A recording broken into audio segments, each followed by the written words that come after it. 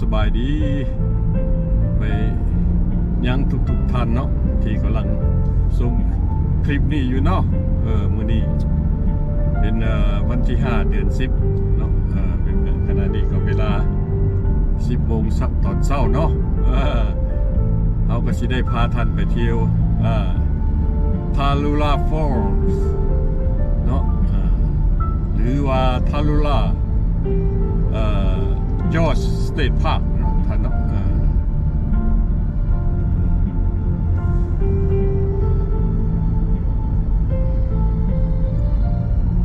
จังน้อยก็สิฮอดแล้วเนาะท่านเนาะ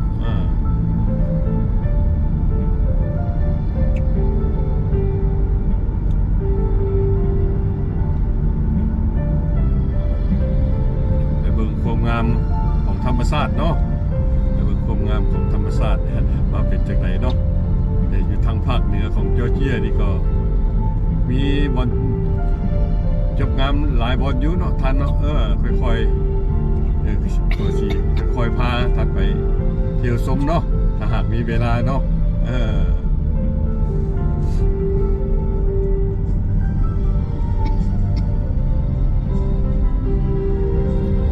ทาลูลาฟอลส์เป็นน้ำตกเนาะที่สวยงามบนหนึ่งเนาะของพระทางNorth East Georgia เนาะทางตะวันออกเฉียงเหนือ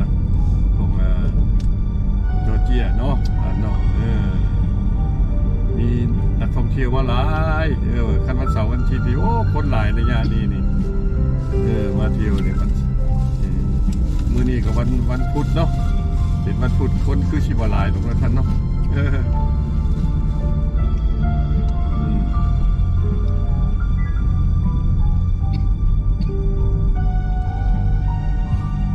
มื้อนี้วันพุธคนคือชิบะหลายดอกแต่มาวันเสาร์วันอาทิตย์นี่โอ้คนหลายโพดย่างจนพอสิตำกัน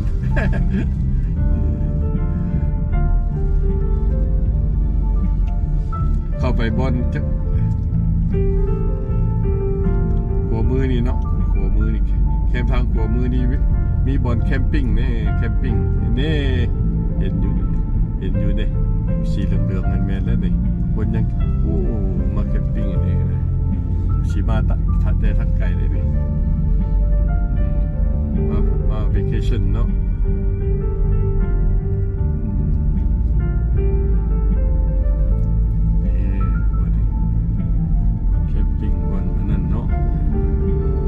กระหอกกระเตะหลายแท้ๆแถบนี้หวงสัตว์ป่าสัตว์สาวาสิกนี่หลายโพดเนาะหวงมีก็มีไก่งวงมาป้ามาเปอร์มีหมดท่านนะนี่ท่านนี่ทาลูลาจอร์จสเตทพาร์คท่านเนาะเขาเปิด5 โมงฮอด9 โมงแรงบ่รู้ว่าจังได๋5 โมงเช้าฮอด9 โมงแรง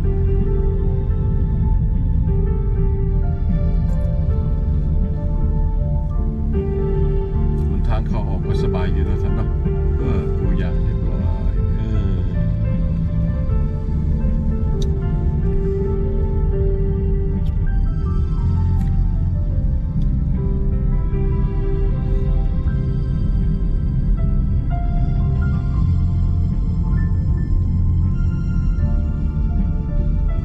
พยายามถ่ายเอาละเอียดบนเนาะจนว่ารายละเอียดมดสู่บนเนาะที่ว่าเพิ่นอนุญาตให้ไปเนาะนี่ค่ะเคลียร์ค่าผ่านประตูได้ต้องได้ผ่านเคลียร์ค่าผ่านประตูแล้วท่านเนาะ$5หมดเลยเนาะคือซีเมนต์$5เนาะ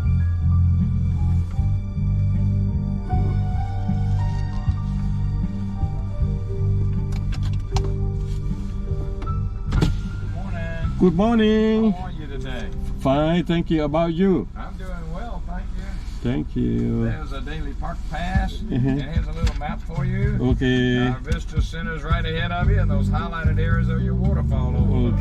Okay. Thank you so much. Thank you, and have a great day. Thank you. You too.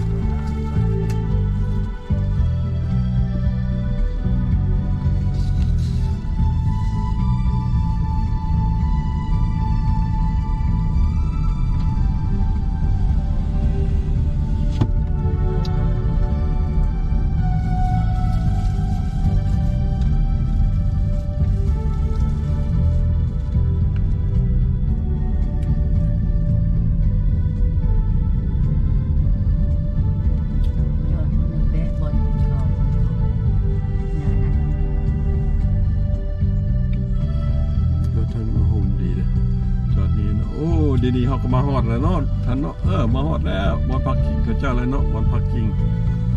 จนรถเขาเจ้าแหละ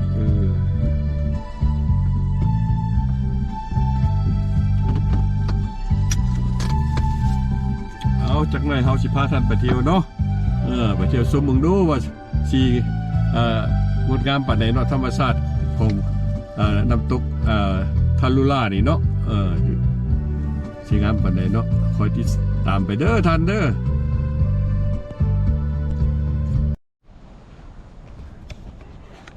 โอ้เดี๋ยวนี้เขาก็ได้มาฮอดอันบนพักคิงของน้ำตกแล้วเนาะน้ำตกทารุล่าเนาะทารุล่าเนาะน้ำตกทารุล่าฟอลส์บริเวณพักคิงเนาะโอ้มื้อนี้ก็เป็นวันพุธเนาะบริเวณมือพักเนาะคนก็บ่หลายปานใดเนาะท่านเนาะอันนี้นักคำแพงกับมาฮอดแล้วนี่นักคำแพงนี่ทานสบายดี Good morning อยู่สบายดีเนาะตอนเช้าเนาะวันนี้ก็10 โมงปลายหน่อยหนึ่งเนาะตอนเช้าเอาแล้วยางลงไปที่เนาะเป็นบริเวณพักกิ่งนะท่านเนาะนี่ก็เป็นวนขายของขวัญเนาะเป็นกิฟต์ช็อปเนาะคันชิเว้ากันดีแล้วก็มีวันแสดงรูปภาพต่างๆเลยอยู่ในนี่เนาะท่านเนาะใหญ่เลยท่านนี่บริเวณพักกิ่งเนาะโอ้เป็นธรรมชาติภูผาป่าไม้เนาะเป็นภูแต่เขตนี้อ้อมแอมเขตนี้มีแต่ภูเลยท่านเนี่ยไปหานอร์ทแคโรไลนานี่ติดกับแคโรไลนานี่ไปอีกจักหน่อยนี่ก็ไปฮอดชายแดนรัฐแคโรไลนาเนาะท่านเนาะนี่ต้นมะลายเนาะบ้านเสานี่นะครับแพงมาแล้วกันนั้นนั่งชมอยู่นี่เอาจักหน่อยเอาสิพาทันเข้าไปทางในเนาะเข้าไปทางในสมวันนี้ก่อนเนาะเข้าไปนี่ก็เราสิออกไปพูดแล้วไปหาน้ำตกพุ่นเนาะท่านเนาะคอยเลาะไปเนาะท่านเนาะมื้อนี้คอยเลาะไปวันใดที่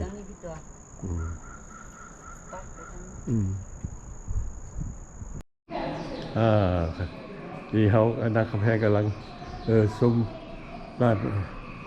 ขายเครื่องงานของขวัญอยู่เนาะกิฟต์ช็อปเนาะที่เป็นวันเจ้าหน้าที่รักษาอยู่ดีได้รักษาอยู่ดีมาทางนี้แม่เนาะมาทางนี้โค้งมาทางนี้แม่นี่แล้วเขาก็โค้งลงมาแล้วออกมาทางนี้แล้วก็ลงมีลงนี่นะข้างมีตัวนี่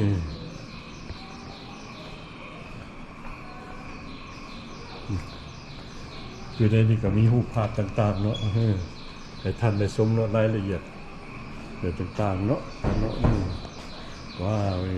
นี่จะน้อยสิพาท่านลงไปเนาะท่านเนาะหากอยากมืดแดดเนาะท่านเนาะต้องขออภัยไว้น้ำทานด้วยเนาะการหากมืดบ่เห็นแจ้งก็ดีเนาะ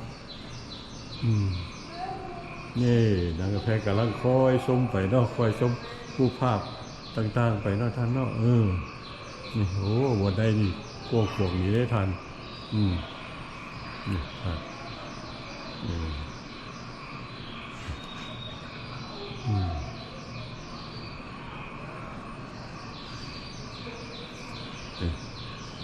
คุณกำลังมาแล้วท่านเนาะ นี่คันชีเว้านี่มัน1 2 3 3ชั้นมาได้ท่านเนาะ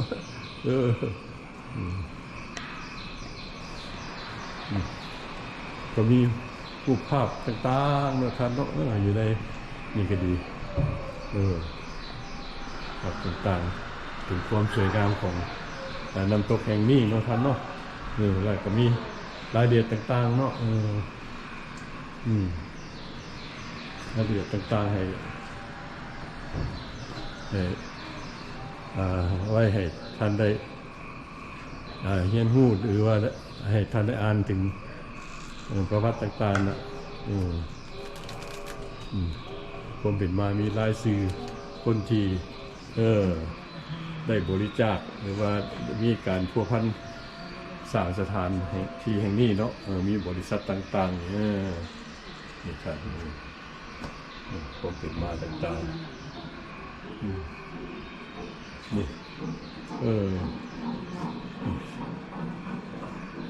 มีรูปจำลองของเมืองนี่อยู่เนาะนี่จักอยู่แถบใดโอ้โหเนาะน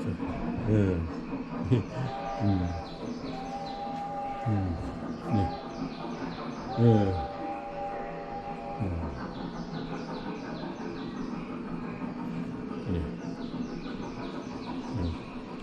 สถานที่แห่งนี้เนาะนี่ก็เป็นแผนที่ของรัฐจอร์เจียเนาะนี่มีแต่คนปางกวนกี้มาได้ในท่านนี่มาอยู่เนาะคือสิเป็นเซาอินเดียเนาะเซาอินเดียนนี่อเมริกันอินเดียนคุณเจอเนาะin North East Georgia นี่ท่านเนี่ยนี่มันเซาอินเดียเซาอินเดียนเนาะเซาอินเดียนแต่คุณลาวเฮาส่วนหลายก็บ่ฮ้องอินเดียแดงเนาะไอ้ที่แท้อินเดียแดงว่าซะแล้วไปเนาะเขาเจ้าเป็นเผ่าทำอิฐได้ที่มาอยู่แถบนี้เนี่ยท่านในรายละเอียดต่างๆแผนที่นี่ก็เป็นผู้ที่มาแลกเปลี่ยนเทรดเดอร์หรือว่าผู้ที่มาแต่ยุโรปคนนี้เนาะมาแต่ยุโรปคนนี้นี่นี่มาเป็นผู้ทำอิฐ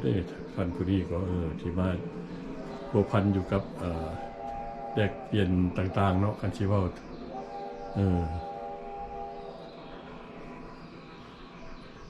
นี่ท่านก็มีปืนโดสมัยแต่ปานคอนตะกี้พอได้ท่านเนาะนี่ปืนนี่โหท่านเลยเราบอกใหญ่ๆเนาะโอ้ยยิงคนนี่บ่เหลือแล้วยิงคนยิงสัตว์ต่างๆสมัยตะกี้เนาะท่านเนาะเซ็บ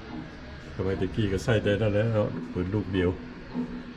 นี่ตู้ต่างๆนี่ต่างนังนี่เนาะสมัยปางคนกี้นี่เฮ็ดด้วยไม้เด้ท่านเด้ของนั่นเด้ท่านของเก่าของแก่ดีเด้นี่เอามาไว้นี่ซีเมนต์นี่กระถางใส่น้ำอาบน้ำต่างๆนี่ซีเมนต์ทอผ้าเนี่ยเครื่องปั่นได้เลยเนาะปั่นได้นี่ท่านเมียท่านคือสินั่นเนาะคือสิเข้าใจไปเนาะท่านเนาะนี่อันนี้เป็นพวกมาสั่งถิ่นฐานใหม่นี่ Appalachian settlers ว่าเนาะคันสิว่าเนาะAppalachian settlersที่มาตั้งพื้นฐานอยู่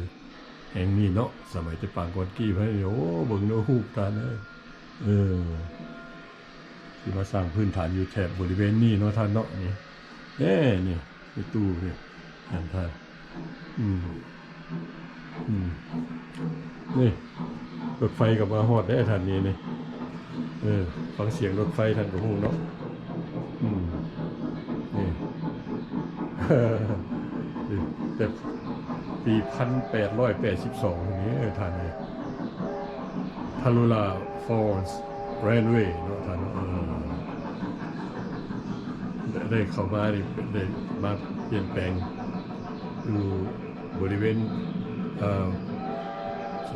วันนี้ประชาชนเนาะซึ่งเป็นผู้เป็นผาเนาะเป็นผู้อยู่ได้เป็นผู้อยู่บริเวณนี้เนาะนี่รถไฟท่าน นี่โอ้แซกโซโฟนเนี่ยมาแซกโซโฟนโมดีเนาะกันสิคือสิแบนเนาะท่านเนาะรุ่นโอ้ผลมีโน้ตเพลงต่างๆรถไฟเนาะคือมาทอดบริเวณนี้สักปางก้อนกี้มาได้ทันนี่ก็มีสาวผิวดำเนี่ยทันเนาะสาวผิวดำใช่ไหม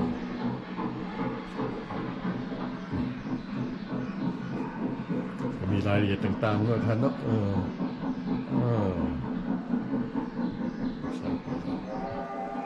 ใส่ของสวยปางคุกกี้เนาะเก็บด้วยมือไปสั่นต่อไปเนาะ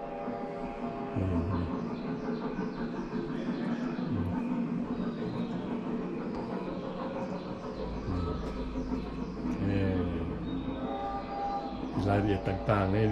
หนังสือพิมพ์แต่ปางคุกกี้มาเนี่ยท่านหนังสือพิมพ์เบิ่งว่าท่านเงินแต่ปางคุกกี้มาเนี่ยท่านเงินเก่าดีจักอยู่แถวใดพวกนี้นี่นักกระแพงกับกำลังชมเนื้อโอ้งามนะ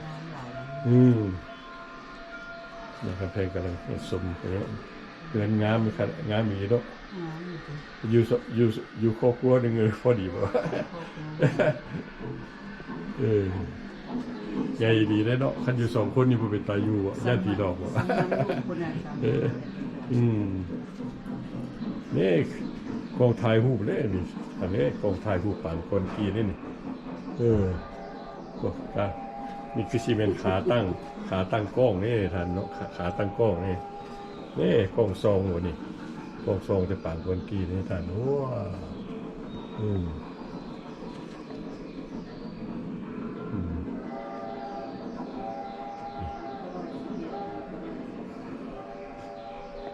มีรายละเอียดต่างๆนะท่านเนาะต้องมาใช้เวลาอยู่ในโดนเนาะกันจิมาอ่านไปส่วนหลายก็บ่มีคนอ่านดอกเนาะท่านเนาะก็มีแต่เบิ่งแล้วก็ไปเนาะก็อ่านอยู่เนาะท่านเนาะถ้าหากท่านสนใจก็ยืนอ่านนี่คือซีเมนต์ยังนี่ท่านเนาะโอ้กล่องซองนี่กล่องซองเนี่ยซองอยู่น้ำถนนหนทางนี่เนาะท่านเนาะว้าวของเก่าของแก่นี่นี่ของซองอันนี้เมนเอเลต้าสมัยตะกี้นี่ตามข้าพเจ้าเข้าใจนะเมนเอเลต้านี่1913นี่ท่านจะปานคนกี้เพื่อนมาสร้างนี่มาสร้างเขื่อนไฟฟ้าเนาะเขื่อนไฟฟ้าแห่งนี้เนาะมีเขื่อนไฟฟ้าในแถบนี้นี่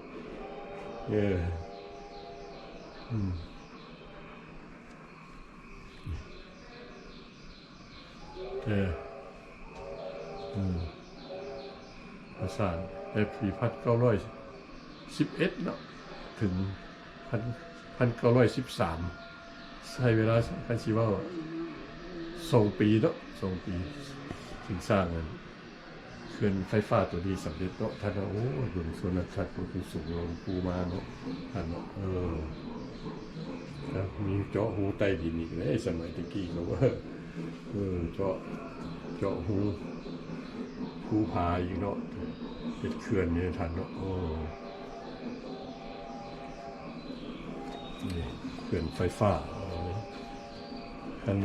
คันมืดแดกก็ต้องขอโทษน้ำเน้อท่านนะเขื่อนไฟฟ้า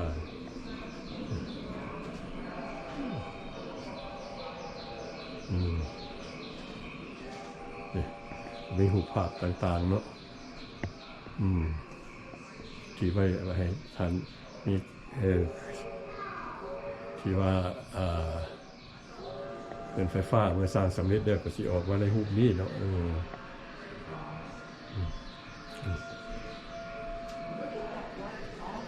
generating power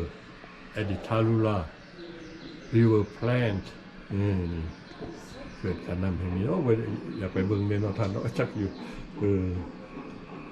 จักอยู่บนไหนนี่จะได้ไปค้นคว้าก่อนอยู่ท่านเนาะนี่รถไฟมาฮอดแถบนี้เนาะบริเวณนี้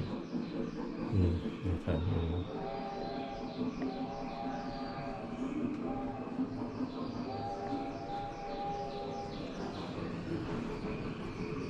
เอานี่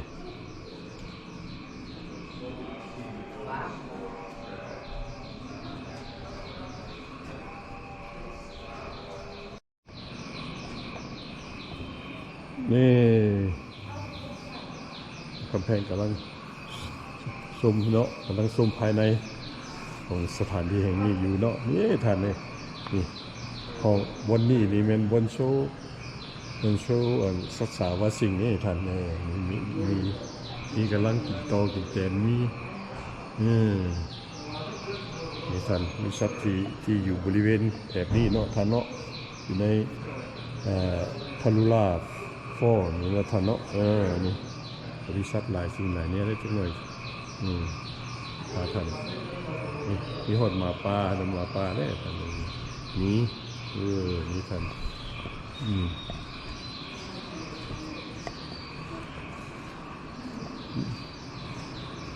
นี่บนเป็นทางพึ่งเนาะ ทางต่อเลยเนาะท่านเนาะเกี่ยวต่อว่านี่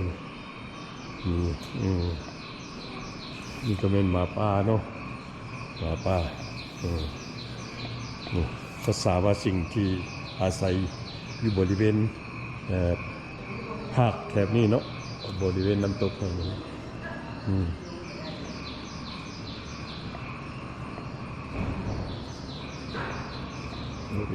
แย่ไปนี่ก็มีทางยางอ้อมลงมาแล้วมี3 ชั้นคันสีโลนะท่านเนาะ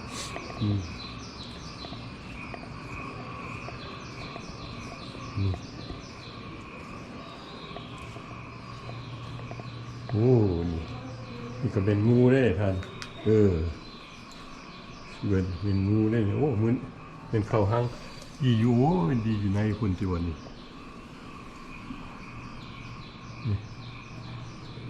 คือไม่เห็นจักตัวน้องมูนีเนาะจักไปซ่อนอยู่เท่าไหร่มูนีคือไม่เห็นบริเวณเขาเจ้าออกไปนั่นเมื่อกี้บอกไปออกไปบนอื่นวันนี้ครับไม่เห็นจักตัวเลย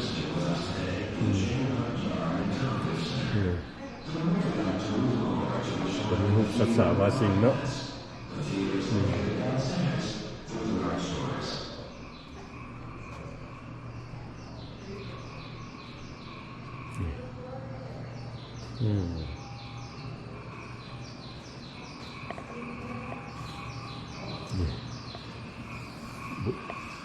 สัตว์ป่าที่อาศัยอยู่บริเวณแถบนี้เนาะท่านเนาะมันยังมีตัวคือเป็นตัวอย่างเนาะท่านเนาะมีหลาย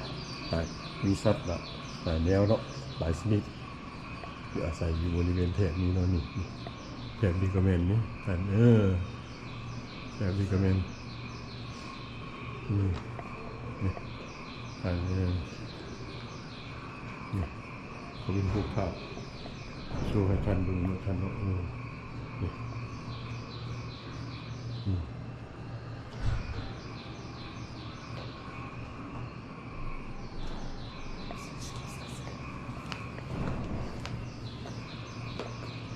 บริเวณน้ำตกที่เฮาสิพาท่านไป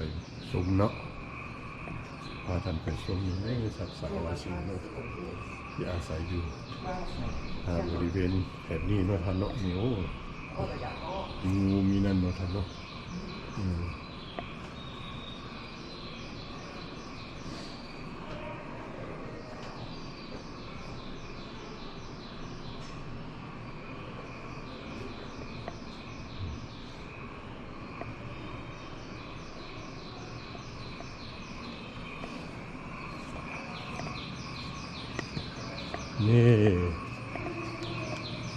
นี่ท่านนี่โอ้นี่ศึกษาว่าสิ่งที่อาศัยอยู่บริเวณแถบนี้เนาะท่านเนาะเพิ่งรู้ท่านว่าเสือไม่ยังนี่ตัวตุนวันนี้ตัวตุนแมวป่าเนี่ยแมวป่าเนาะหมาป่าอะไรกันสิว่าเนาะขวงน้อยนี่ก็แมวป่านี่คำแพงกันนี่ก็มีสื่อรายละเอียดสื่อสัตว์แต่ละแนวอยู่นี่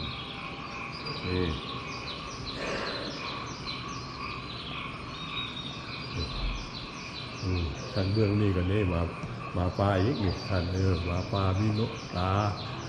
นี่ครับนี่สื่อเป็นก็มีสื่ออย่างสื่อเนี่ยใดเนาะมีนัมเบอร์ติดอยู่นี่อยู่บริเวณนี้เนาะ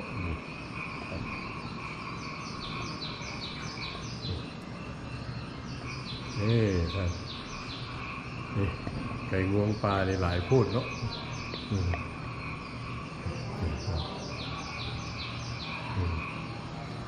นี่บริเวณทางในก็ทานแล้วโอ้ยทานนี้ก็มันมา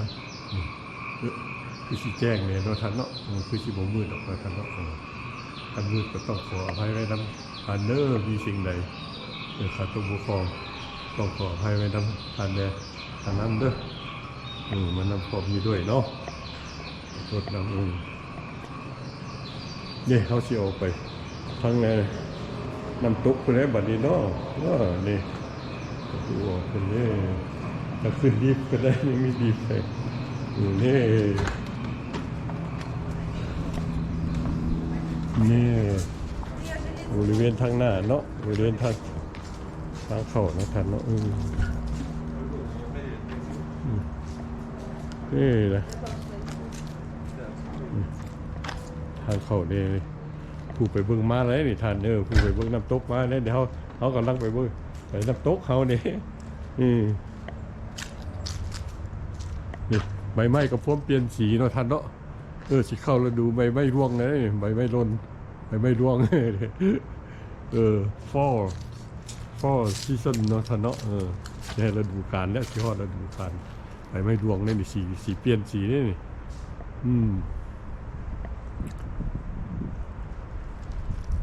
นี่บริเวณอ้อมแอม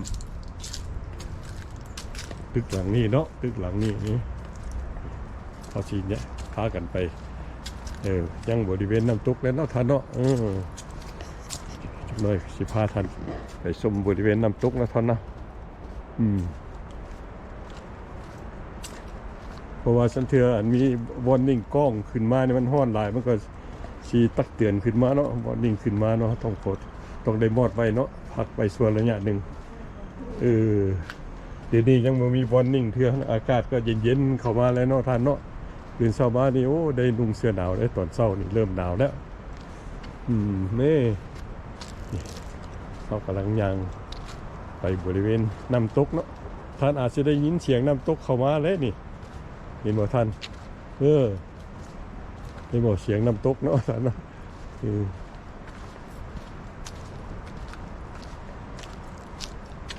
นี่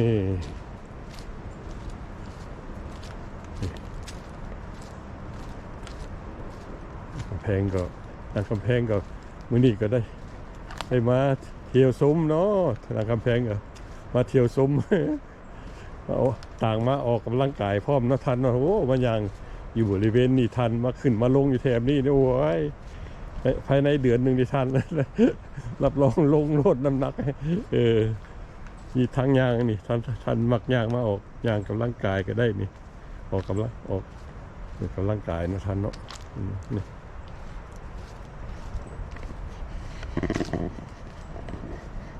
ไปนี่ซะเนาะไปเบิ่งไปโอเวอร์ลุกโอเวอร์ลุกอันนะมีสังนี่ซะนัมเบอร์1นี่เบิ่งนัมเบอร์1ถ้าคอยมานัมเบอร์2เนาะอันนี้นี่พี่ป้ายบอกนะครับเนาะอันนี้เขาสิไปนัมเบอร์1ก่อนซะเนาะแล้วยังค่อยเกี่ยวมานัมเบอร์2เนาะโอเวอร์ลุกตัวนี้ป้ายบอกให้รายละเอียดต่างๆอยู่นี่เนี่ยท่านนี่มีบนให้ท่านได้ผักเสาพร้อมนี่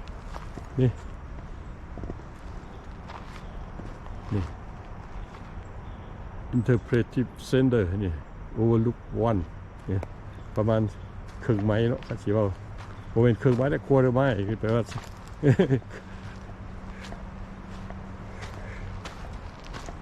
25จุดไม้ครึ่งหนึ่งของ100เนาะ25ส่วน100ว่าซั่นต่อไปเนาะในจำนวน ตัวนี้มีแต่เสาหากระบอกไก่เนาะท่านเนาะเอาว่าสั้นซะจุดเสาหาไม้นี่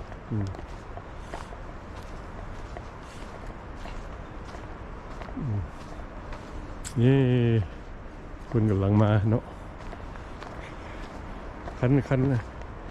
นั้นเป็นวันพักวันนั้นโอ้หลายคนคือสีหลายนี่คนหลายทานเลยนี่เสียงน้ำนี่ท่านเป็นป่าดงคงเขาเนาะธรรมชาติดีๆเนาะท่านเนาะนี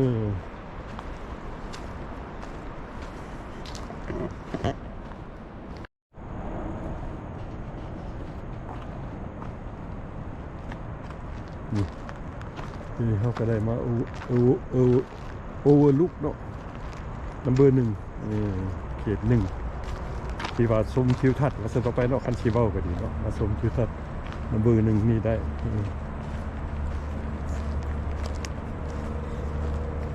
นี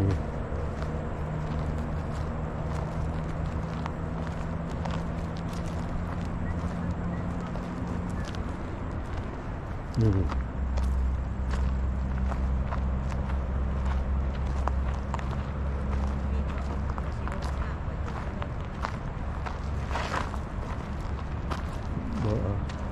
มันมีบทลงนะตัวนี้ไม่ได้ลงจี้ไหม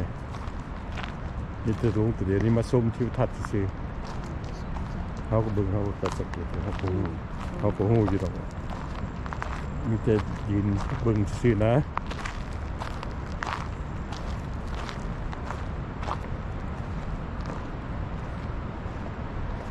นี่จุดส้มน้ำตกจุดที่1นี่จุดที่1เนี่ยทันเนาะม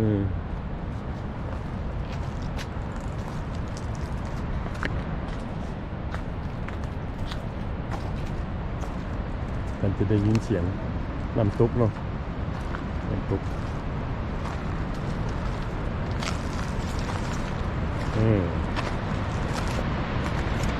โอ้ทัน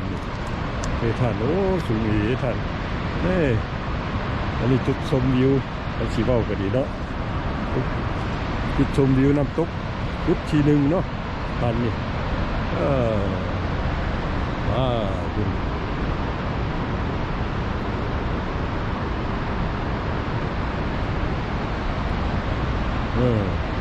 โอ้ป่ายคูคันสีเบ้าเนาะทันเนาะป่ายคูป่ายคูนี่นี่กำแพงเนาะผมมาชมอยู่นี่นะครับแพงญาติความสูงข้าพเจ้ากับญาติกันเนาะโมเอนแต่เพิ่นเนาะญาติความสูงผู้ใดกับญาตินี่บ้าน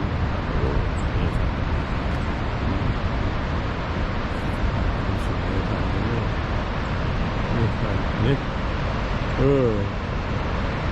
จังหน่อยชีพาท่านลงไปพุ่นนี่ท่านนี่ท่านมีขัวห้วยนี่มีสะพานลอยอยู่หันนี่หัวลอยอยู่ท่านโอ้น้ำไม่ดีนะท่านเนาะมีดุงมีเทิงดิโอ้เป็นตาญาติเนาะท่านเนาะโอ้นี่ธรรมชาติเนาะของโลกเขาเนาะของโลกเขาผมอยู่แต่ละประเทศแต่ละบนเนาะอยู่ในโลกเขานี่ก็มีคนให้ท่านได้เที่ยวชมเนาะธรรมชาติต่างๆเนาะอันนี้ก็เป็นธรรมชาติของทางภาคเหนือของรัฐจอร์เจียเนาะท่านเนาะเฟสติวัลก็ดีนี่โอ้คนท่านในท่านเคยเห็นคนเนาะนี่โอ้ยเป็นตาญาติเนาะท่านเนาะนี่ท่าน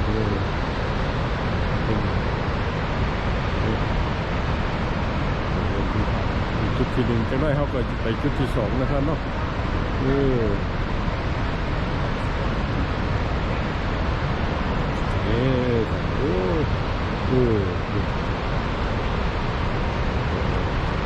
ธรรมชาติดีเนาะท่านเนาะ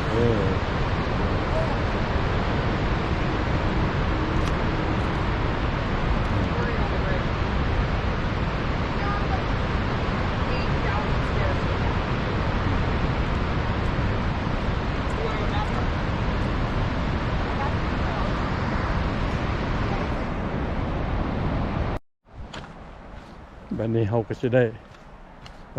ด้ไปเบิ่งตัว ตัวโอเวอร์ลุกเนาะตัวที่สองเนาะตัวนัมเบอร์สองนัมเบอร์สองนี่คนไปเบอร์มาแล้วก็มีนะท่านเนาะ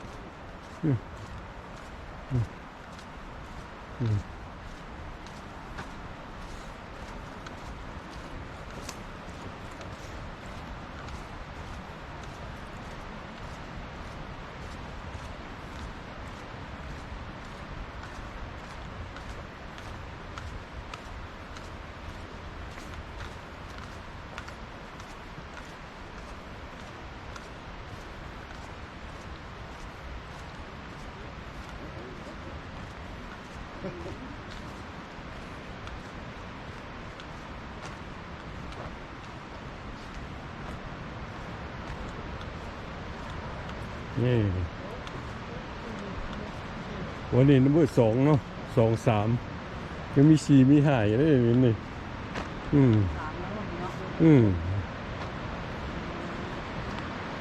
ไปทางพุ่นยังมีอีกได้ไหมนี่เป็นตัวนี้อีก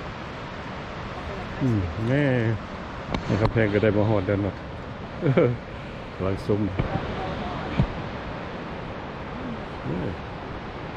ไปนี่โอ้ทางนี้นี่โอ้มันตกนี่เพื่อนไฮเวย์เข้ามาเมื่อกี้นี่ครับ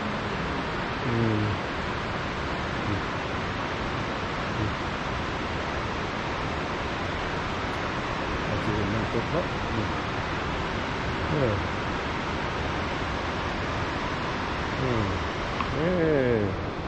สักทีนึงเดี๋ยวน้ำตกนะครับ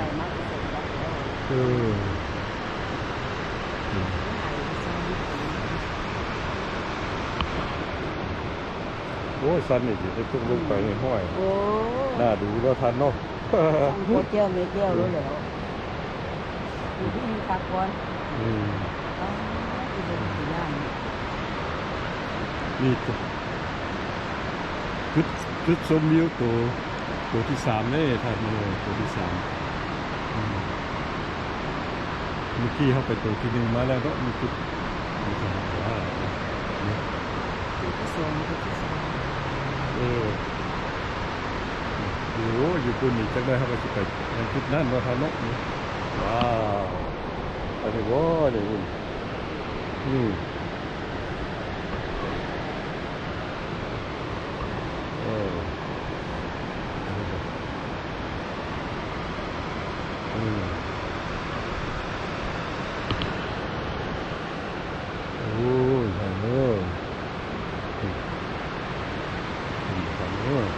คุณไฮเวย์แล้วไฮเวย์เขาผ่านมาเมื่อกี้ว้าวเดี๋ยวไหนเนาะโอ้ผมสูงเป็นตาย่านเนาะคุณดูถ่ายเลยสูงดีจะได้เขาจะพาถ่ายลงไปว่าต่ำๆหมดแล้วนี่ไปคุณมันมีขึ้นปลายผู้นี่ท่านจุดชมวิวแถบบ้านก็มีอีกนี่ท่านมีฝากเบื้องขึ้นแล้วก็มีเนาะมันคือทางที่เนาะไปเบื้องขึ้นแล้วไปเห็นอย่างนั้นนี่เห็นจะเบื้องเห็นจะฝากนี่ไปทั้งหน้าพี่ได้ท่าน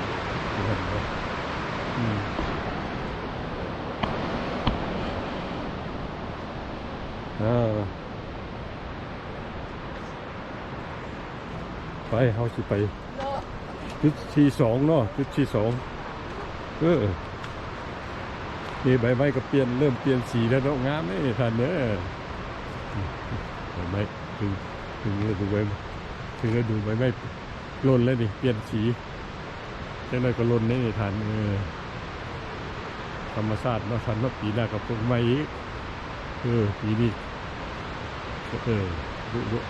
ใกล้สิฮอดฤดูหนาวแล้วนี่เริ่มต้นฤดูหนาวแล้วท่านเนาะนี่โอ้หนทางนี่เริ่มสั้นลงไปได้ท่านนี่พระเจ้าเฮ็ดไว้หนทางมาตรฐานเนาะท่านเนาะท่านสีเว้าก็ดีเนาะท่านนี่ว้าวคุณท่านที่ได้เห็นนี่ที่ธรรมชาติอันสวยงามเนาะของทางภาคเหนือของรัฐจอร์เจียเนาะ ซึ่งไกลจากบ้านข้าพเจ้าอยู่นี่ประมาณ25 ไมล์เนาะทำเนาะ 25 ไมล์พอดี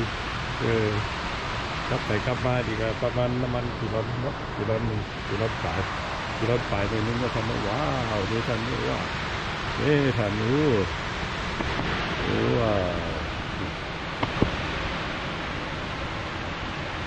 ท่านโอ้เดี๋ยวครับเดี๋ยวครับ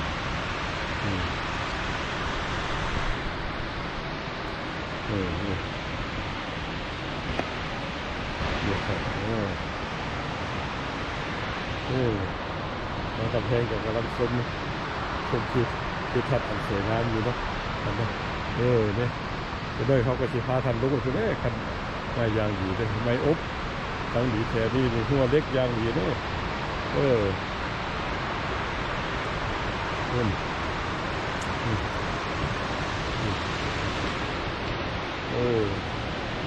ว้าว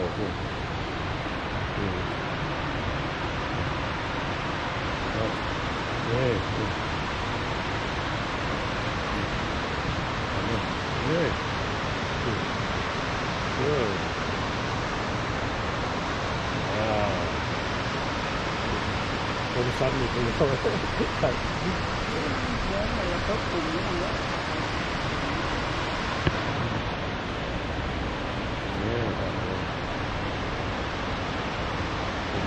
ธรรมชาติเขาทำเนาะ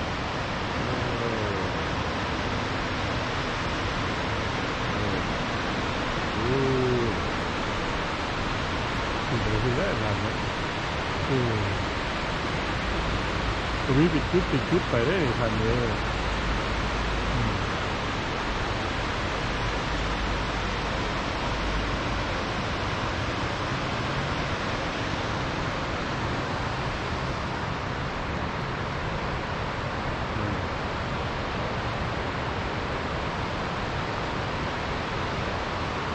ชุดที่2เลย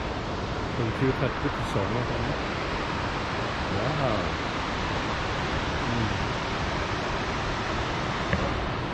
นี่ครับชุดเป็นคิวทัดได้ครับที่2ว้าว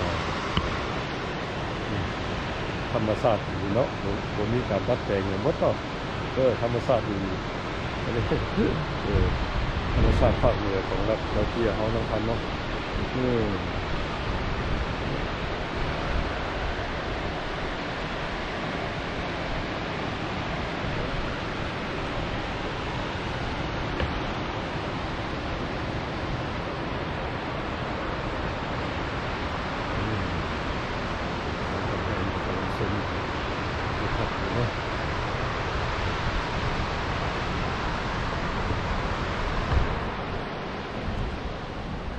เดินทางลงไปนะครับ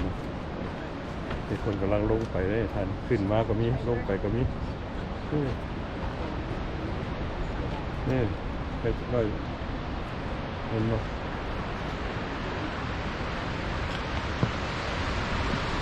นี่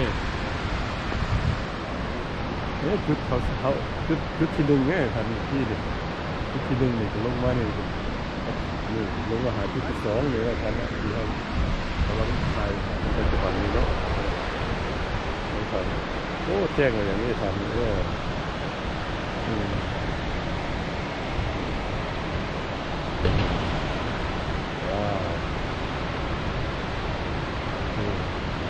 ไปพุ่นคือชีวิตละลายชุดเจ๊นี่แต่ถ้าพุ่นนี่เด้ชีวิตด้วยนี่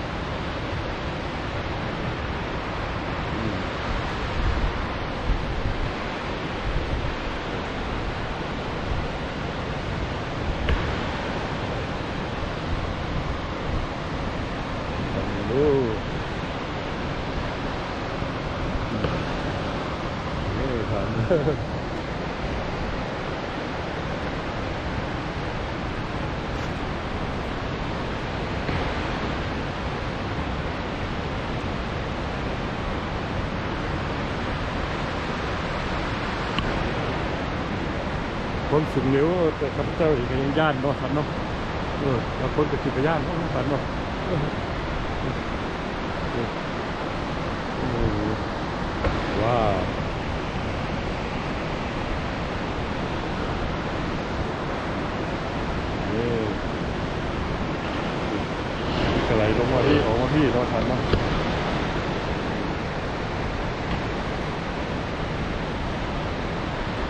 างลงไปเนาะแล้วก็สิพากันลงไปนี่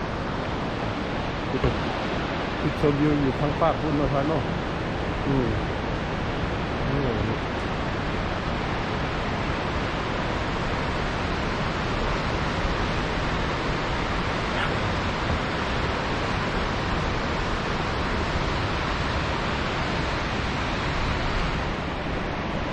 เอาไม่ค่อยเขาจะพาท่านลงไปดูทางลุมเนาะจุดที่3พุ่นได้เนาะอยู่ที่ที่2เลยเนาะ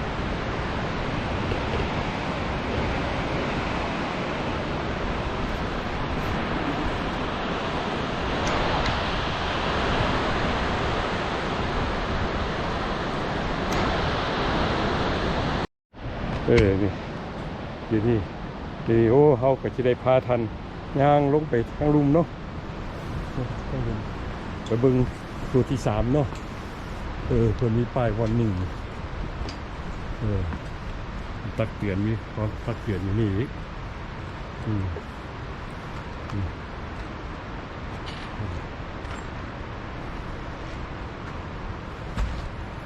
ระวังมีความระวังต่างๆเนาะเพราะว่าผู้ที่มีสุขภาพหรือว่าเด็กๆน้อยๆที่ว่าควรจะเบิ่งแย่งอยู่ได้พ่อแม่ต้องเบิ่งแย่งเป็นพิเศษว่าความหมายก็ผู้ที่เรามีสุขภาพบ่ดีก็บ่ควรที่มาลงมาเสี่ยงลงไปนี่เนาะท่านเนาะนี่นี่หนทางก็ดีนี่เป็นเล็กอย่างดีนี่ทางมีห้าวให้จับลงไปเล็กนี่โอ้คนเรื่องพระราชลมนี่บ่มีเลยท่านเป็นแก้วอยู่เนาะท่านเนาะลบดีมาตรฐานนะครับนะโอ้ก็ไปเฮ็ดอยู่ทั้งเมืองง้อยบ่อย่างพุ่นนะเนาะเมืองง้อยแขวงหลวงพระบางพุ่นเนาะมีทิวทัศน์งามอยู่พุ่นก็ดีเลยเห็นพวกนั่นเนาะเท่าประดับดินอย่างหลายคนเราไปเที่ยวแต่เมืองง้อยหลายเลยเป็นกระถ่ายดูว่าก็อ่อนซ้อนอยู่ได้ทิวทัศน์อยู่บ้านประเทศลาวเขาเนาะนี่บอลเที่ยวหลายตัวอยู่ใส่เนาะมีบอลดินบอลเที่ยวหลายบอลดินบอลกินบอลเที่ยวเนาะท่านเนาะมีเวลาก็หาโอกาสมาเนาะมาเที่ยวเนาะนี่นายคำแพงนี่มันยังออกกำลังกายไปน้ำพองได้นี่ท่านเนาะบัดขึ้นมานี่ตีเนี่ยบัดลงนี่ยังใครเดพูดนี่ท่านโอ้พูดซ้ำที่นี่พูดท่านนี่เป็นป่าไม้นะท่านอ้อมแอมโอ้มีเสียงน้ำตกเป็นตาอันซ้อนอยู่ตลอดเวลาเนี่ยท่านดูนี่ทางเบื้องหลังนี่ยังบอกปานใดเท่านี่นี่คนกำลังมาขึ้นมาลงอยู่เนาะผูกสิขึ้นตรงนี้ลงตรงนี้เนาะ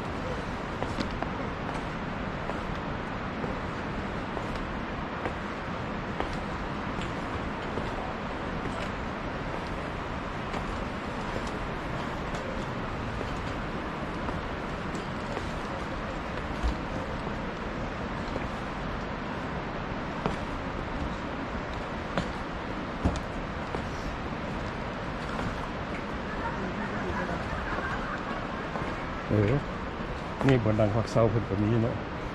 ครับโอ้ผู้ใดหุ้นนี่มาลืมเสื้อไปดิลืมเสื้อได้นี่บัดไปแล้วไปเลยได้มือเนาะท่านเนาะนี่ลืมเสื้อไปนี่บ่เลยนี่เพิ่นก็เฮ็ดบนนั่งให้พักเสาเนาะผู้ใดมือนี่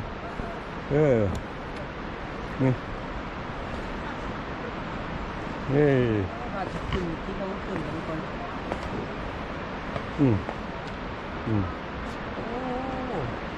เขาก็ดีเพิ่นเฮ็ดบนพักเสาเนาะเป็นตอนไปเด้ท่านนี่ขึ้นมาก็พอดีมื้อนึงเนาะท่านเนาะมาตรฐาน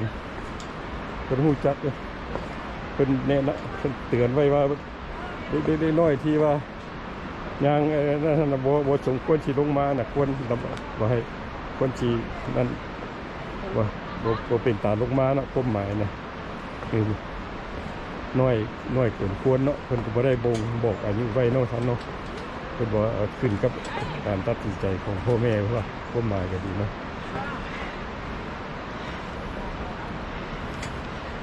เอ้ย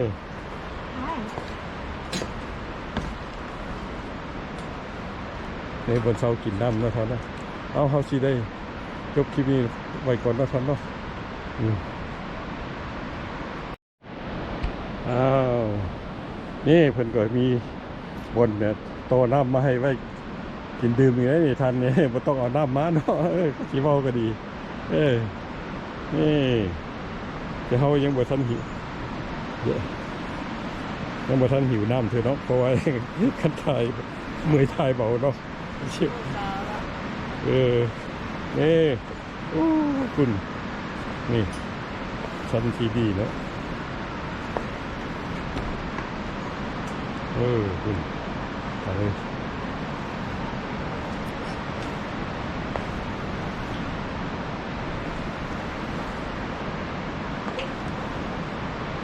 เพิ่นโอ้เพิ่นเอาลงไปฮอดลุมคุณบ่นี่ดูว่าจังได๋พุ่นคือสิมีไปฮอดลุมเพิ่นนี่นะน้ำดื่มนี่เนาะคุณต่อน้ำนี่ทานน้ำดื่มนี่ใส่น้ำดื่มนี่หั่นนี่ครับต่อลงเลย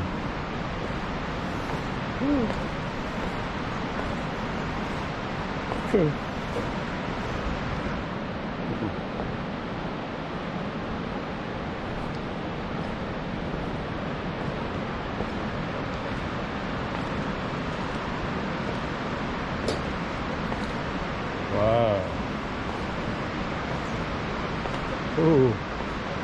คุณยังคุณคนมือเนี่ยก็ยังว้าตัวนี้เจ็ดปลาเด็กทุ่งเขาเนาะธรรมศาสตร์อยู่ดีทันนี้ปานผู้ผ่าตั้งวังเวียงคนแล้วนี่กูบอกปานตั้งนั้นก็ทันเนาะนี่ยังตำโพดเนาะทันเนาะถูกนี่อยู่ทางภาคเหนือของจอร์เจียติดกับ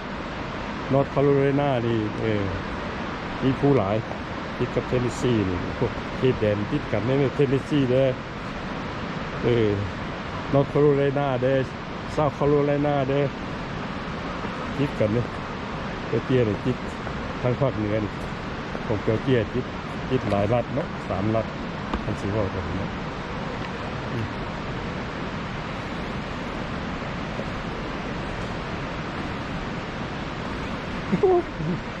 ค่ะโอ้เข้าอยากอ่อนเลย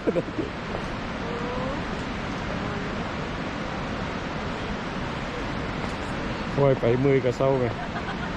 ค่อยไปมือกระเซ้า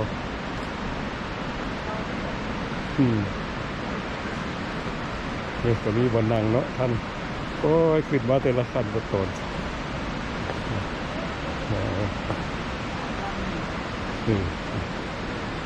มือแล้วIt would have been the full box.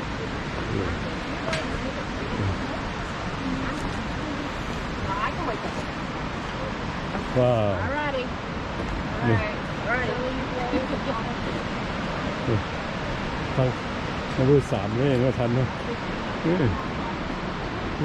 หุ่น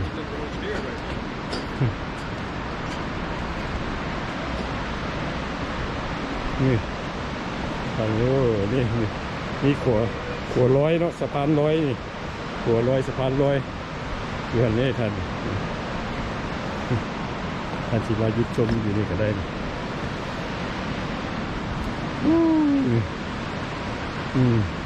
เอ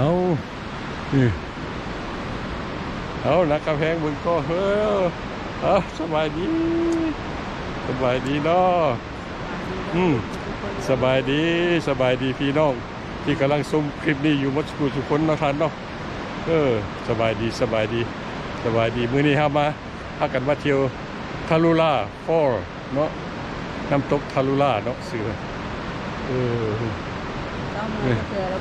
เมื่อยหลายได้ทันเนี่ยสั้นหลายนี่นะครับแพงเลยโอ้นะครับแพงกับเมื่อยหลายแล้วสุดแล้วจะได้ก็ได้มาแล้วเนาะเอาเด้ทันนี่นี่ฮะโอ้นี่ทันอยู่เห็นน้ำตกเลยนะทันนี่เนาะนี่ โมเลยนี่นี่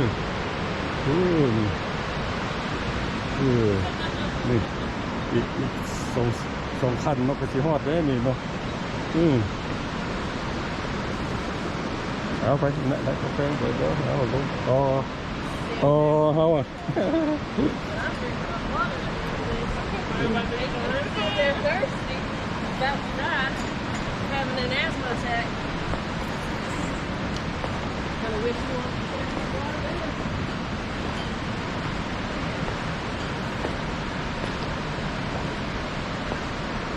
นี่นี่ นั่งพักกินเล่น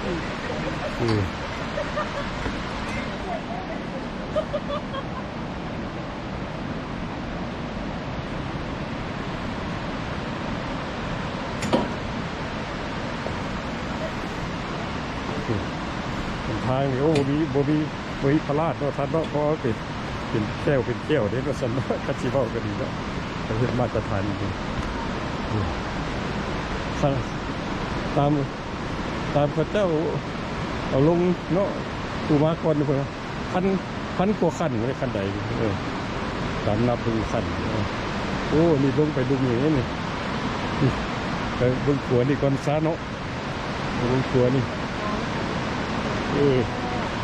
ไปเบิ่งขัวนี่ขัวนะขัวมาเลย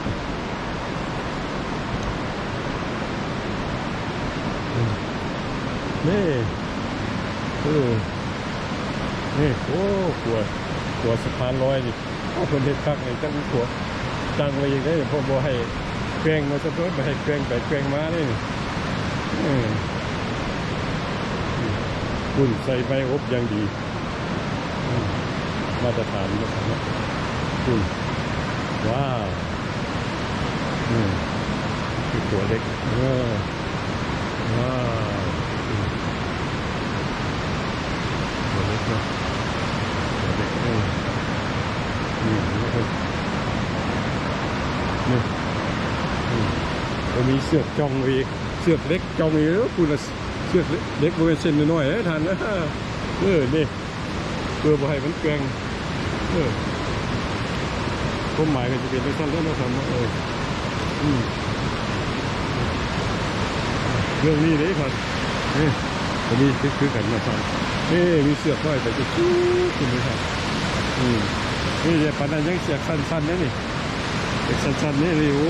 คุณมันตกโอ้ยท่าเดชธรรมศาสตร์ดีคุณงานไม่ดีเนาะท่านเนาะงานไม่ดีท่านเลยท่านโคตรเงียบเลยผู้เป็นดินเลยท่าน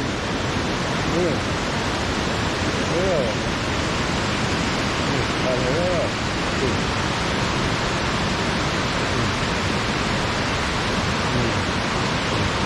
ผมสูงกว่าเลยโอ้ยพอคุณท่านเลยสูงจักสูงกว่าไหนวะเนี่ยท่านเนาะลงมาตัวรอบที่เราทำเราเลยท่านเลยว้าวปูปลานี่คือที่นี่หลายยุป่านี่ลักษณะ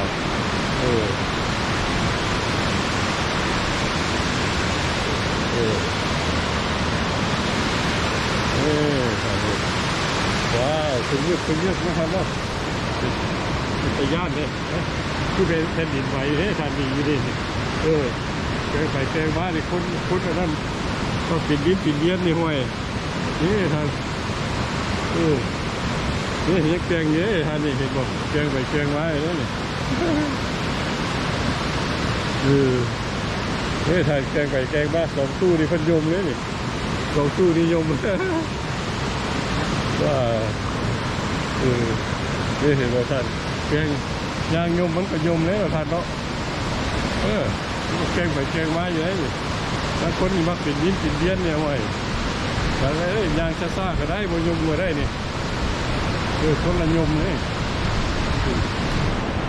ถ้าคนก็ยมมาถือว่า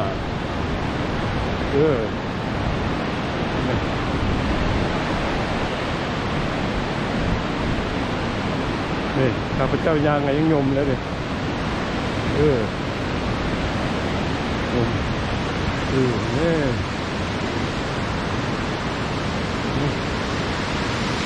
ถ่ายเลยนี่ประธานไปชมกับพ่อพันตอนนี้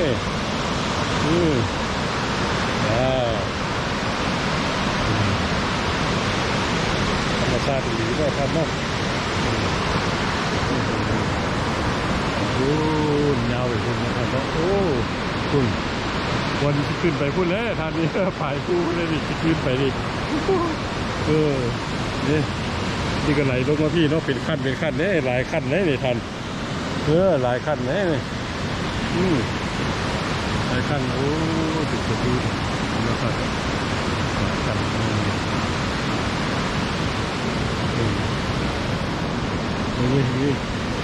นี่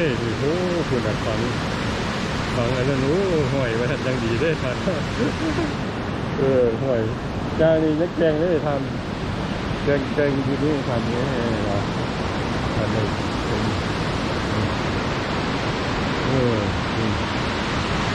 คุณนี่ทันเลยนี่บนจุดสมทำอีแต่ทันวันที่เริ่มต้นทำอีแต่นัมเบอร์1จุดสมดิวนัมเบอร์1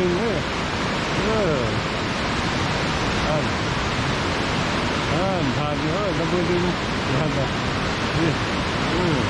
เมื่อกี้ที่บนลงมาได้เห็นเมื่อกี้เนี่ยทันเนาะนี่เป็นจุดที่เราทำนะดังกระแพงขอสักพักผ่อนก่อนนี่นั่งโฮมเย็นๆพักผ่อนกันเนาะ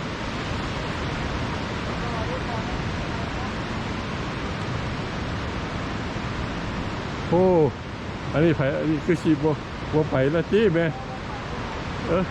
บัวไปแล้วได้ที่ขึ้นไปบนนั่นเลยอันเท่าเห็นเมื่อกี้ไงแม่บัวไปละบัวไปละ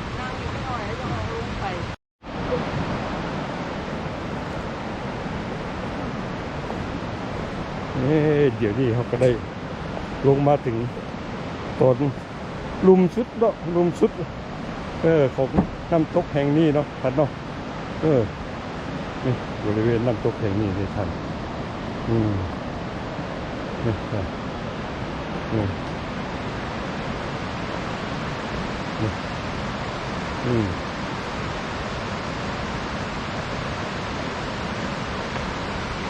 น้ำตกแห่งนี้เนาะลุมสุดเลยท่านลุมสุดเป็นยังไงท่านเลยคือขย้อนเนาะสิขึ้นไปนี่เนาะท่านเนาะจุดที่1เนี่ยบนชมวิวในจุดที่1เนี่ยท่านเพื่อนว่าเพื่อนติว่าเนี่ยร้อยน้ำร้อยไร่ก็เพื่อนว่าให้มีความระมัดระวังมาอย่างไรเนาะท่านเนาะเพื่อนอยากให้ร้อยแล้วความหมาย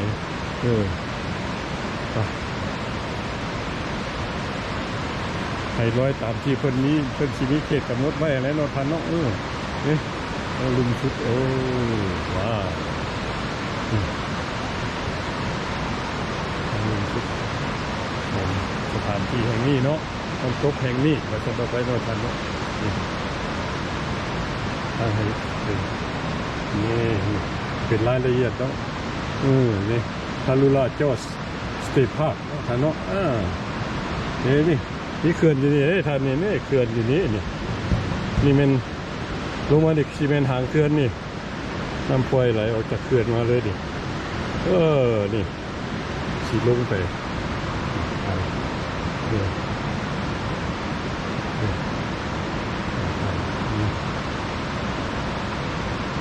ทางรายเดียบทางนกการไหลการเริ่มต้นจุดนี่ก็เป็นไฮเวย์สีหนึ่งนี่เนาะไฮเวย์สีหนึ่งเศร้าตามตรงนี้แล้วว่าอยู่นี่จะเป็นเขื่อนเขื่อนนี่ก็น้ำนี่ก็ติดตกจากเขื่อนนี่ไหลตามนี่ได้ทันเนาะตามบริเวณนี้ไปพอพี่ได้สุดพี่เนี่ยเนาะ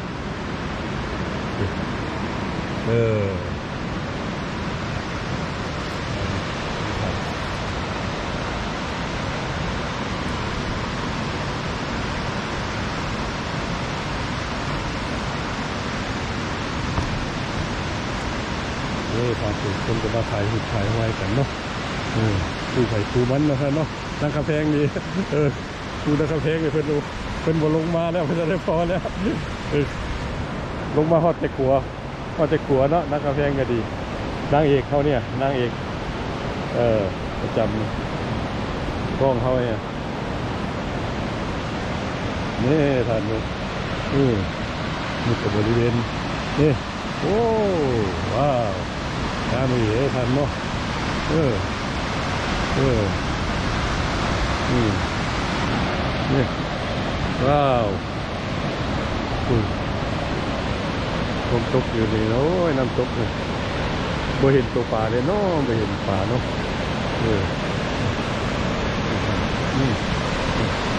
ว้าวท่านเนาะธรรมชาติดีเนาะธรรมชาติโอ้ท่านเลยภูผาป่าไม้เนาะ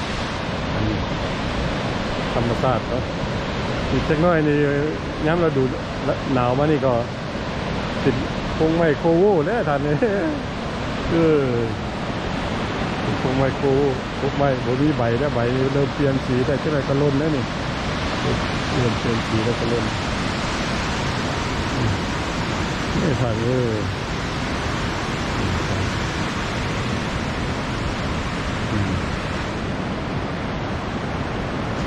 ิ่มเปลี่ยนสีแล้วก็ล้นนั่นนี่ทางลงไปนะ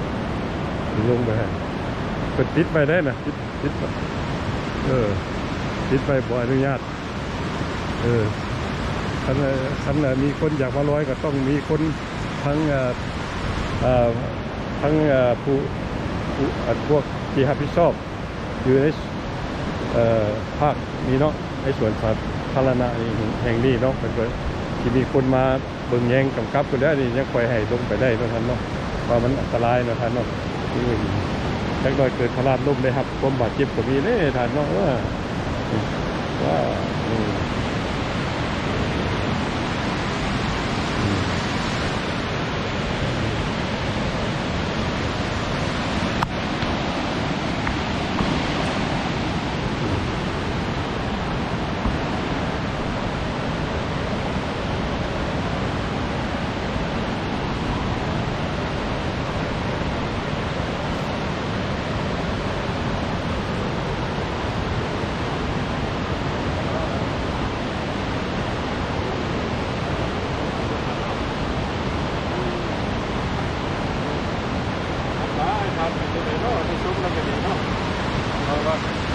าคือกันเนาะ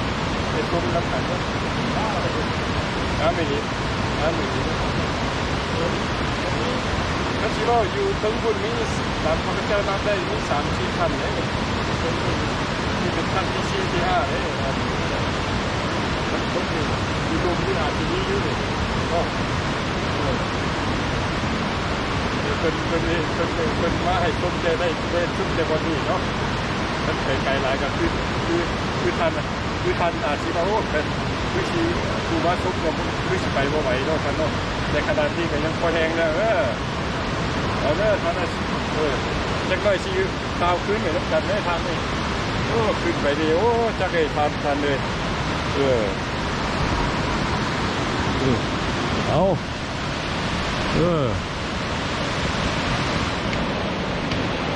ว้าวงามอีได้ทันพึ่งมีได้ธรรมชาติเราทันเนาะธรรมชาติดีๆบ่มีการดัดแปลงแก้ไขอย่างว่ามาทันน้อยนี่ธรรมชาติดีวันนี้เขาสิกลับคืนนี่แต่นี่ไปหาบอลเพิ่งผู้นี่เกือบ1,000 คันเนาะคันใดนี่เนาะคนพอข้าพเจ้าเห็นคนเอาลงอยู่ใน Facebook คือกันใน YouTube เนาะเพิ่นมาเที่ยวก่อนเพิ่นว่ามี50มีเกือบ1,000 เนาะเกือบ1,000 คันเนาะนี่ทางขึ้นไปโอ้ยท่านนี่ค่อยขึ้นไปแล้วท่านเนาะตัวชีฮอดบันเทิงนะท่านเนาะคุณว้าวตอนลงมานี่ยังเมื่อยเลยที่ขึ้นนิ้วท่านเลยคุณ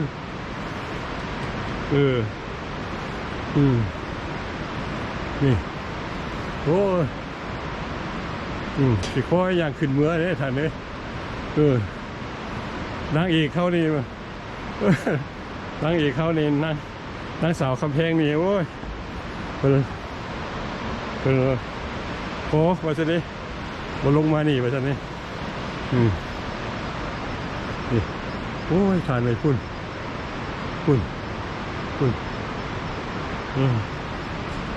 ว้า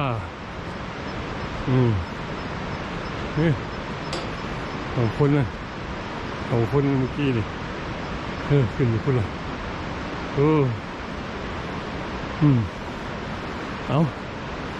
อาขอพักคนกล้องไปจักหน่อยเนาะพักกล้องไปก่อนเนาะโอ้ทานเลยสองคนขึ้นกันโอ้ยเมื่อยหลายเอาขอพักคนกล้องกันนึงนะท่านเนาะนี่บริเวณทางขึ้นติดกันเลยนะท่านเนาะเพิ่งก็มีบริษัทตอนเช้าแต่นะท่านเนาะแต่เพิ่งจะมีนัมเบอร์เลี้ยงไปจนทอดลุม40อยู่ขึ้นไปเนาะขึ้นไว้กับ39เนาะนี่กับ39เนี่ยขึ้นไป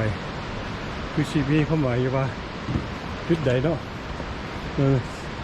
อยากให้ว่ามีการซ่อมแปลงเพื่อชีวาเนาะคือจุดหมายเด็กเท่านั้นเนอะนี่ตามเข้าไปเข้าใจ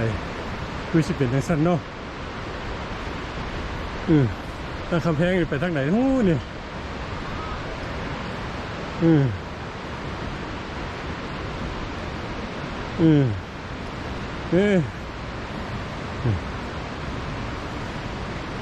เขาก็จะได้กลับแล้วนะท่านเนาะกลับไปก่อนเก่าเลยโอ้เช้ามาหลายเทื่อ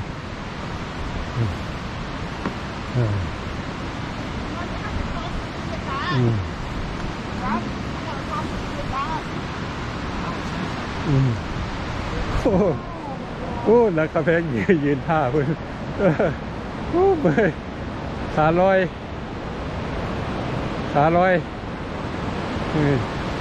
คุณเขาคือไปถ่ายหลายด้วยท่านเนาะนี่เดินครัวข้ามไปขึ้นไปบนเต้าแล้วท่านเลย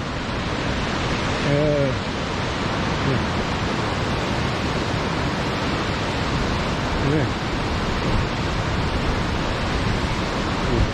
จะใส่ตานางไว้จบดีบ่ให้เด็กน้อยเนาะ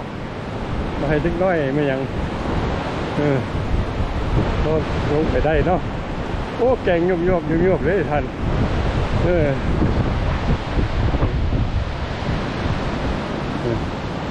นี่ก็มาถ่ายรูปเอ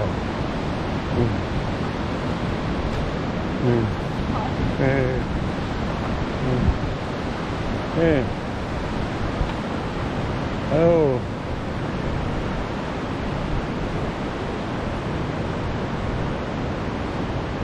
เอา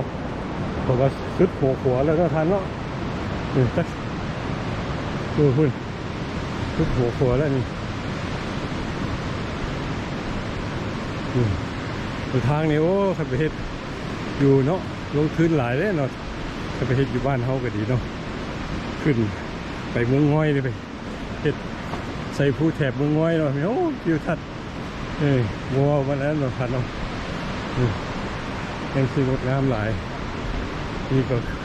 อันนี้ก็พอแห้งแล้วท่านเนาะสวยงามพุ่นนะครับแห้งอ่ะไปถึงพุ่นแล้วเขาก็โโจไปเนาะเท่านี้ก่อนจากนั้นก็สิทันให้ท่านได้ส้มอีกตัวไปอยู่เอาไปพอกันไหมเนาะโอเคไปโอ้นะครับแพงมวยหลายท่านเลยนี่มอชิฮอดแล้วอ้าวไปมอชิฮอดแล้วนี่เห็นป้ายแล้ว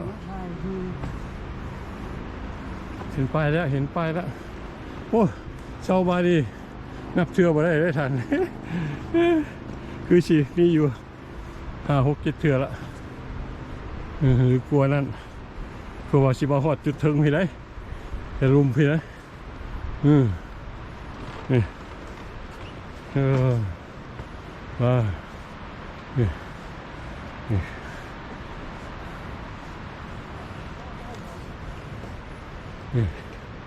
นี่มาฮอดอะไรท่านคือมาฮอดจุดชมวิวแล้วคือที่เขาเริ่มต้นแล้วเนาะนี่ที่สุดแล้วนี่เขาก็จะได้นั่นแหละนี่มาฮอดจุดแล้วได้นี่นี่พอจุดถึงเลยได้นี่ท่าน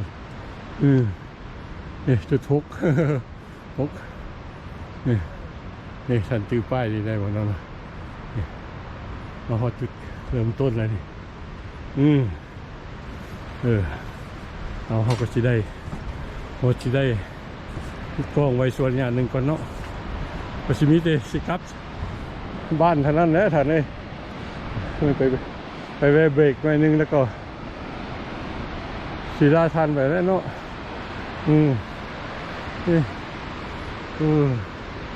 ไม่ร้ายนี่ทันนี่เขาก็จะได้ตาคมลมทันไปเนาะทันเนาะนี่เราหอดจุดถึงเลยจุดเขาเริ่มต้นเนี่ยทันเนี่ยนี่เขาเริ่มต้นเนี่ยทันเนี่ยนี่เขาก็จะได้ลาคมลมทันไปก่อนเนาะทันเนาะ